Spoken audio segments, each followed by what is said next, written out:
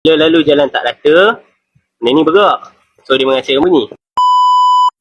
Hai, apa khabar guys? Alright. Ini kita ada suji kereta Prodom IV.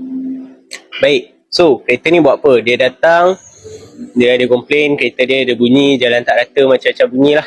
Baik. So, sekarang ni saya nak tunjuk bunyi tu daripada bahagian mana. Okay, first. Bunyi dia daripada dia punya exhaust mounting ni. Okay, apa jadi kat exhaust mounting ni dah terangkat, nampak? Nampak? So, bila lalu jalan tak rata, benda ni bergerak. So, dia menghasilkan bunyi. Lagi satu, dia kata kereta dia ada rasa membuai. Tengok ni exhaust dia.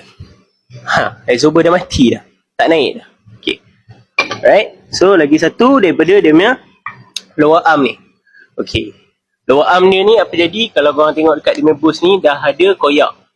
Alright. So, apa kita suggest pada owner? Kita suggest untuk ganti skuter exhaust yang baru, lower arm, exhaust mounting dan juga dia punya dust cover semua. Baik, so dah siap tukar benda ni semua. Dah settle buat elemen, settle masalah kereta ni. Baik, bagi korang yang ada masalah bunyi, nak selesai masalah, boleh datang cari kami di Fizi Motorsport, Samarinda Pun Ipoh. Okay, bye-bye.